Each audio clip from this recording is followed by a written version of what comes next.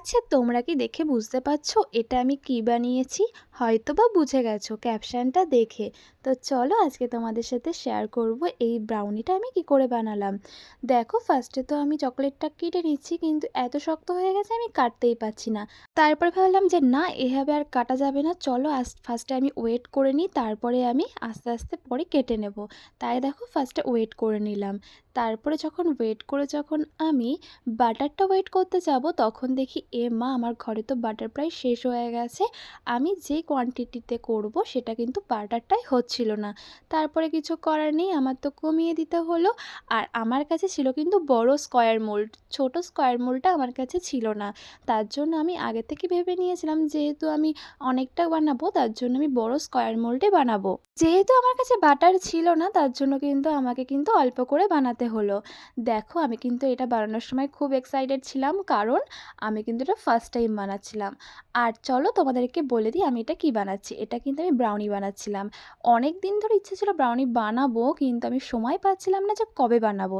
তারপরে ভাবলাম যে না, আজকে আমার কাজ নেই, তো ভাবলাম যে আজকে ব্রাউনিটাই ট্রাই করা যাক কেমন কি বানায়। তারপরে দেখো বসে পড়লাম, কিন্তু এই যে আমার কাছে তো বাটার অল্প আছে। তারপরে ঠিক করলাম যে না, আমাকে তাও বানাতে হবে। তাই দেখো বসে পড়লাম ব্রাউনি বানাতে। আর ফার্স্টে কিন্তু টেস্টটা করেছিলাম, আমার কিন্তু ভীষণ ভালো লেগেছে।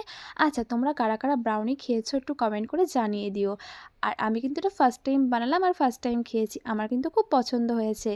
দেখো, তোমাদেরকে বলেই তো দিলাম আগে, স্কোয়ার মোলটা আমার কাছে ছোট ছিল না, তাই দেখো মাঝখানে আমি একটা পেপার দিয়ে রেখেছি যাতে সাইডে না চলে যায়। যদি সাইডে চলে যায় তাহলে বেশি পাতলা হয়ে যাবে আর ভালো লাগবে না। তাও কিন্তু আমার অনেকটা পাতলা হয়েছিল, কারণ যেহেতু এটা বড় মোল্ড, তার জন্য। এবার দেখো ভর্তি ভর্তি চকো চিপস দিয়ে দিলাম। তোমরা হয়তো বুঝতেই পারছো এটা হচ্ছে চকলেট ব্রাউনি। ব্রাউনি কিন্তু অনেক রকম পাওয়া যায়, তোমাদের সাথে শেয়ার করলাম চকলেট ব্রাউনিটা। দেখো, এবার তো আমি পিস পিস করে কাটবো। আর যখন ভাবছিলাম যে না, কেমন কি হবে, যখন আমি এটা ওভেন থেকে নামালাম তখন দেখলাম যে না, একদম ঠিক আছে, আমি পেরেছি করতে। প্রথম দিকে একটু ভয় ভয় লাগছিল, যেহেতু কেমন কি হবে, পারবো কি না। তারপরে যখন দেখলাম যে কোয়ান্টিটি কম আছে, তারপরে ভাবলাম যে আদৌ ফুলবে কি না, কেমন কি হবে, কিছুই বুঝতে পারছিলাম না। কিন্তু এই যে আগে থেকে ভেবেই নিয়েছিলাম যে না, আমাকে বানাতে হবেই, তার জন্য দেখো বানিয়ে নিয়েছি। এবার তোমাদেরকে দেখাচ্ছি, দেখো ব্রাউনিটা কতটা সফট হয়েছে। সত্যি বলতে ভীষণই সফট হয়েছিল। আর দেখো কতটা কিউট লাগছে। যেহেতু আমি বাড়িতে ট্রাই করব, এর জন্য পিসগুলো একটু ছোট ছোট করেছিলাম, কিন্তু যখন কাস্টমারদের দেবো তখন কিন্তু এতটা ছোট যাবে না, পিসগুলো কিন্তু বড় বড় হবে। আচ্ছা, আমার এই রেসিপিটা নতুন তোমাদের কেমন লাগলো?